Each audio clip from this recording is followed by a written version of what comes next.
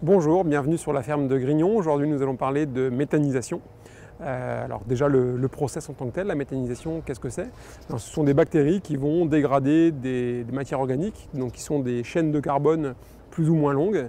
Et donc ces bactéries découpent les chaînes carbonées en carbone de plus en plus petit, et à la fin on n'a plus qu'un atome de carbone, soit le CO2, soit le CH4, méthane, méthanisation, le nom vient de là. Alors il existe trois grandes voies biologiques pour la méthanisation. La plus connue est la voie mésophile, celle qui est utilisée dans les méthaniseurs en général industriels, donc c'est une biologie qui marche bien autour de 40 degrés. Bien sûr, ça veut dire qu'il faut avoir des systèmes de méthanisation qui sont maintenus en température, bien souvent chauffés, assez coûteux à l'investissement et donc qui nécessitent un flux de matières premières entrantes et une quantité de méthane importante pour rentabiliser l'investissement. Dans le même ordre d'idée, il y a les voies thermophiles, donc là on est plutôt à 55 degrés, donc on digère encore plus rapidement la matière organique. L'inconvénient est de devoir chauffer plus d'une part, mais ça peut se régler ce système-là, ce problème-là. Et le gros inconvénient concerne la biologie, où là on sait que dès qu'on va avoir un pic de sucre notamment, on va avoir des risques d'acidose assez conséquents. Et donc ces méthaniseurs sont assez délicats à manipuler. Troisième et dernière voie qui est la voie la moins connue, c'est la méthanisation en voie psychrophile, donc on va dire à température ambiante, entre 10 et 25 degrés, où là on a une biologie qui est beaucoup moins rapide qu'en voie mésophile ou thermophile, mais qui par contre se trouve naturellement dans les lisiers, dans les fumiers, et qui peut s'opérer à température ambiante, puisque même en plein hiver, sauf à avoir moins 15 pendant 2 semaines, mais sinon vous avez une inertie du volume de lisier qui fait que la température ne descend jamais énormément. A l'inverse, à l'été, même en pleine canicule, votre fosse à lisier ne va pas monter à 40 degrés. Donc on est parti sur ce constat et après plusieurs années de réflexion, d'études, voire de mise en place de dossiers pour un projet industriel, finalement nous avons opté pour la voie psychrophile et la réalisation depuis 2 ans du méthaniseur que vous voyez derrière moi sur un procédé nénuphar qui vient en fait capter le biogaz qui est naturellement produit pendant le stockage du lisier. Donc le principe est relativement simple. C'est une bâche de digesteur classique achetée chez un fournisseur en Autriche, qui est lestée sur des bouées, donc ce sont des blocs PVC qui ont été remplis de béton. Donc vous avez 2 tonnes de blocs de béton derrière. Et en fait, on va avoir un système de flottage de la bâche. Ces bouées vont suivre le niveau de lisier dans la fosse. Et la bâche, bien sûr, va récupérer le biogaz qui est produit lors du stockage du lisier. Donc derrière moi, il n'y a pas de charpente, c'est uniquement la bâche et la pression du gaz qui va supporter la structure. Alors là, vous pouvez voir que la bâche ne va pas complètement au bord de la fosse, donc il y a un petit peu de perte de gaz sur les 50 cm au bord de la fosse. Alors ça, l'écartement est plus ou moins important en fonction de la pression de gaz à l'intérieur. Les fortes pressions vont avoir tendance à ramener vers l'intérieur la bâche. Et là, vous voyez des petits câbles, des petits filins qui servent à guider les bouées. Donc là, les câbles ne sont pas attachés au fond de la fosse, il y a juste un bloc en béton qui fait un lest.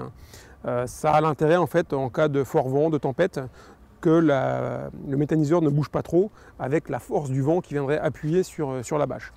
Donc au niveau de l'alimentation en lisier, on profite aussi de cet espace-là pour pouvoir mettre le lisier ici, donc avec un tracteur et une pompe et un coude. Et certains endroits du méthaniseur, cette grille se démonte pour pouvoir pomper aussi le lisier lors des épandages dans les champs.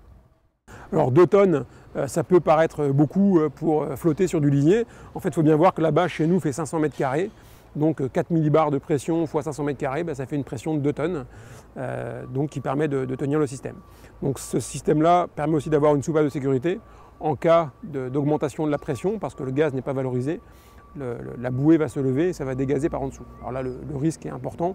Il ne faut pas acheter une cigarette quand ça dégaze en dessous, sinon il y a un risque d'explosion, bien évidemment. Alors, quel est le principal inconvénient de ce système? C'est bien entendu la production irrégulière de gaz. Elle est conditionnée par 2 choses, la température extérieure et la quantité de lisier présente dans la fosse. Donc ce qui veut dire qu'à chaque vidange pour l'épandage avant un maïs, avant un colza, sur une céréale, bref, vous allez avoir une perte de charge de matière organique dans le méthaniseur et donc une production de biogaz qui va être diminuée. Avec la température, idem, vous allez avoir des variations au cours de l'année de la capacité à transformer cette matière organique en biométhane. Donc de ce fait, nous ne pouvons pas alimenter, comme c'est fait habituellement en méthaniseur mésophyle, des moteurs qui fonctionnent au gaz, qui entraînent des groupes électrogènes pour faire un courant électrique et avoir un contrat de vente à EDF.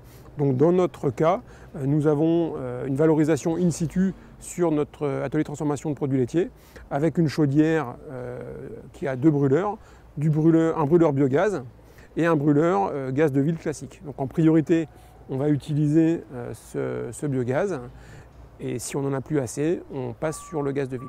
Donc là, depuis avril environ, nous sommes aujourd'hui au mois de septembre, nous n'avons pas consommé de gaz extérieur. La production du méthane a suffi à l'atelier de transformation, donc pour une production de l'ordre de 700 ml de lait annuel transformé en lait pasteurisé, fromage blanc, faisselle et surtout yaourt, qui est assez énergivore. Alors le biogaz est un gaz qu'on appelle pauvre, tout simplement parce qu'il a une proportion de méthane qui est assez faible, donc ça nécessite des brûleurs spécifiques au niveau des chaudières, puisque voilà, la quantité de méthane est assez faible par rapport à un gaz de ville. Autre inconvénient, c'est la présence souvent d'eau et d'hydrogène sulfureux. Donc par la présence d'eau, en fait, on utilise la condensation mécanique qu'on va avoir dans les canalisations, avec une canalisation enterrée et deux points bas, des pots à condensat qui vont récupérer le jus finalement de condensat. Et pour l'hydrogène sulfureux, on a deux systèmes.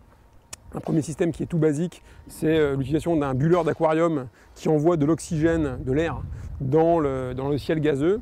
Et il y a des bactéries sulfato-réductrices qui vont transformer ce H2S en soufre qui précipite dans le digestat. Ceci dit, il reste encore en général un petit peu de soufre. Donc chez nous, on a installé un filtre à charbon actif par sécurité, qui est la grosse boîte noire derrière, remplie de charbon actif, qui va récupérer un maximum de H2S, celui qui n'aura pas été précipité dans le méthaniseur par les bactéries sulfato-réductrices. Et donc pour le bon fonctionnement du méthaniseur, mais aussi d'un point de vue réglementaire, nous avons l'obligation d'analyser toutes les semaines la qualité du biogaz sortie du méthaniseur et entrée de chaudière chez nous.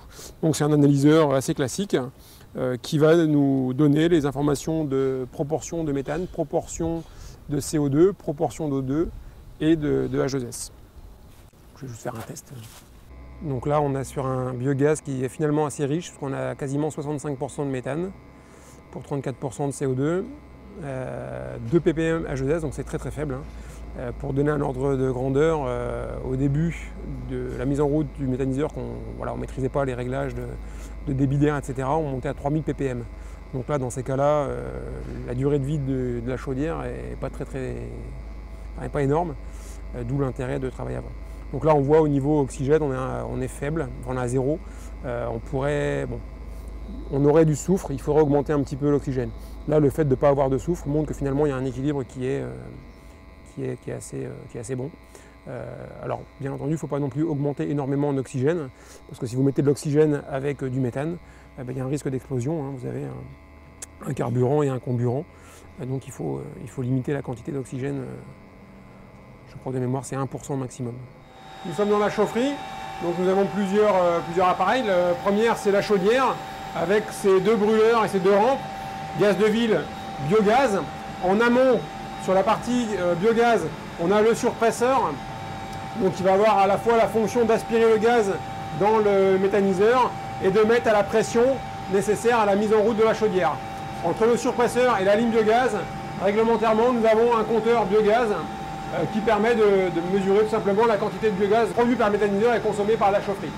Donc là, on a 12 350 m3 qui ont été consommés depuis le mois de mai l'année dernière. Donc vous voyez, c'est assez basique, avec quand même une partie électrique qui n'est pas négligeable pour le contrôle des différents appareils et toutes les sécurités nécessaires, puisque la réglementation biogaz est quand même une réglementation assez contraignante, avec notamment des électrovannes de sécurité et à l'intérieur de cette pièce aussi un capteur de méthane qui fait que dès qu'on a une fuite de méthane, le capteur va bloquer une électrovanne à la chaudière et une électrovanne en entrée de chaufferie qui va être juste sur la droite là, et donc qui va couper l'alimentation de la chaufferie. Alors, vous l'aurez compris, le principal inconvénient du méthaniseur de type nénuphar, c'est l'irrégularité de la production de biogaz et de manière générale une quantité relativement faible en comparaison aux méthaniseurs industriels. Donc ça pose la question de la valorisation de ce biogaz. Nous avons la chance sur Grignon d'avoir une consommation sur la laiterie, par contre c'est clairement pas le cas de tous les élevages. En élevage de porc, on peut avoir des maternités ou des salles de post-engraissement qui nécessitent du chauffage. Pour des veaux de boucherie, il y a des consommations d'eau chaude assez importantes, mais en production laitière, mis à part le chauffe-eau, la consommation n'est pas forcément très importante et en aucun cas ne peut valoriser tout le biogaz produit sur une ferme.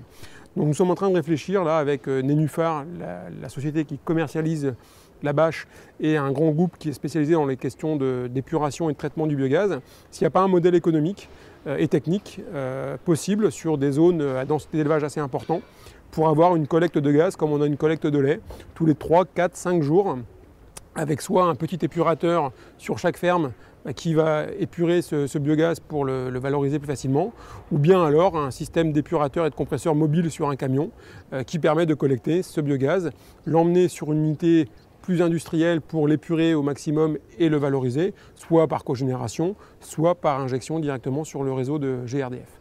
Pour l'instant, les premiers calculs montrent qu'économiquement, ça a un vrai sens.